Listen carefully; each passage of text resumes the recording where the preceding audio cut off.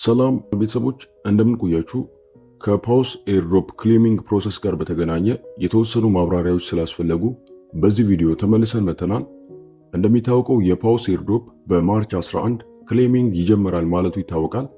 ታዲያ ይህንን ተከትሎ ፓውስን ሊስት የሚያደርጉ ኤክስቼንጆች ከወዲሁ የዲፖዚት አድሬስ እያመጡ ይገኛሉ። ታዲያ ከሁሉም ኤክስቼንጆች በቅድሚያ የቢትጌት ኤክስቼንጅ የፓውስ ቶክንን ዲፖዚት አድሬስ በራሱ ኤክስቼንጅ ላይ ይፋ ማድረጉ ይታወቃል። ነገር ግን አብዛኞቻችሁ ስለ ቢትጌት ኤክስቼንጅ የምታውቁት ጉዳይ ነው። ብዙውን ጊዜ ቶክኖች ሊስት በሚደረጉበት ወቅት በተለያየ ኤክስቼንጅ ሊስት ይደረጋሉ። ታዲያ ሊስት ከሚደረጉባቸው ኤክስቼንጆች ውስጥ አንዱ የቢትጌት ኤክስቼንጅ ነው የሚሆነው።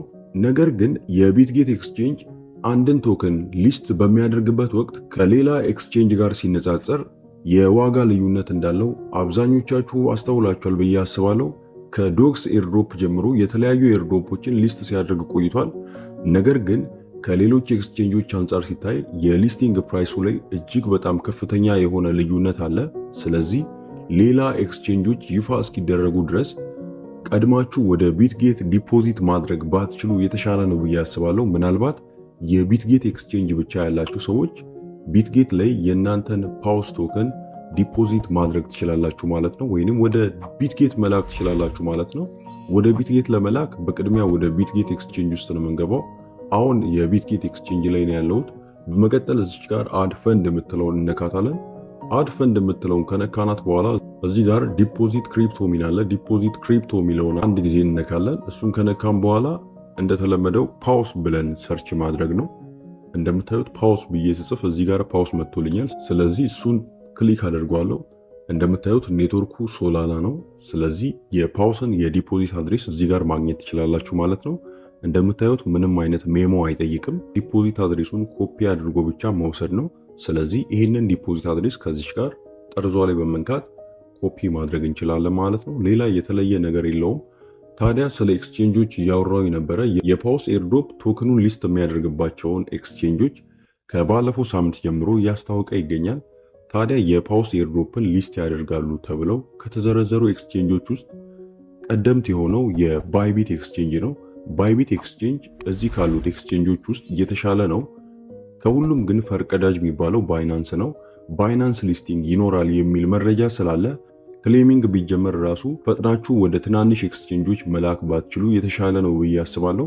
ብዙውን ጊዜ አሪፍ የሆኑ ኤርድሮፖች ሊስት በሚደረጉበት ወቅት ላውንች ፑልም የሚኖርበት ታይም አለ። ከላውንች ፑልም በተጨማሪ ሪዋርዶች የሚኖሩበት ታይም አለ።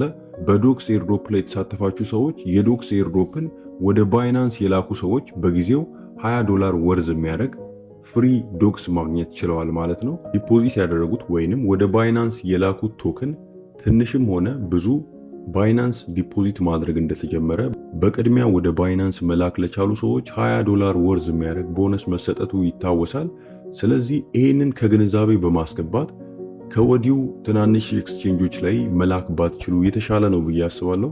ምናልባት ነገ ወይንም ከነገ ወዲያ ባለው ክሌሚንግ ሊጀመር ይችላል። ስለዚህ የሚመጡ ኤክስቼንጆችን በደንብ አድርጋችሁ በማጤን ዲፖዚት አድሬሳችሁን ማስገባት ብትችሉና የእናንተን ቶከን ክሌም ማድረግ ብትችሉ የተሻለ ነው ብዬ አስባለሁ። እንደምታውቁት የፓውስ ኤርድሮፕ ፕሪማርኬት ባይቢት እና ጌታዮ ላይ እየተሸጠ ይገኛል። ስለዚህ ባይቢት እና ጌታዮ ከወዲሁ የፓውስን ኤርድሮፕ ሊስት የሚያደርጉ የመጀመሪያ ኤክስቼንጆች እንደሆኑ ማወቅ ችለናል። ታዲያ በዛሬው ዕለት ደግሞ የኦኬክስ ኤክስቼንጅም የፓውስ ቶክንን ሊስት እንደሚያደርግ የፓውስ ኮሚኒቲ በትዊተር ገጹ ገልጿል። ስለ ባይናንስ እስካሁን እየተወራ ያለ ነገር የለም። ባይናንስ ኤክስቼንጅ ከዚህ በፊት እንደሚታወቀው የትኛውንም አይነት ቶክን ሊስት ሲያደርግ ቶክኑ ሊስት ሊደረግ ጥቂት ቀናት ሲቀሩት ነው ሊስት እንደሚያደርግ የሚያሳውቀው።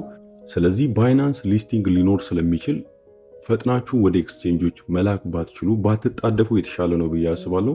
እንደሚታወቀው ኤክስቼንጆች ከ3 ያነሰ ቀን አይሰጡም። ስለዚህ 3 ቀን እጅግ በጣም ነገሮችን ለማጤን በቂ ስለሆነ ረጋ ብላችሁ የእናንተን አማራጭ ማየት ብትችሉ የተሻለ ነው ብዬ አስባለሁ። ከፓውስ ኤርድሮፕ ጋር በተገናኘ ለጊዜው ያዝንላችሁ መረጃ ይሄ ነው። ይህ ቪዲዮ የተመቻችሁና ለዚህ ቻናል አዲስ የሆናችሁ ሰዎች ይህንን ቻናል ላይክ፣ ሼር እና ሰብስክራይብ ማድረግ አይረሳ። የዛሬውን በዚህ አበቃን። በቀጣይ ቪዲዮ እስክንገናኝ ድረስ ሰላም ሁኑልኝ።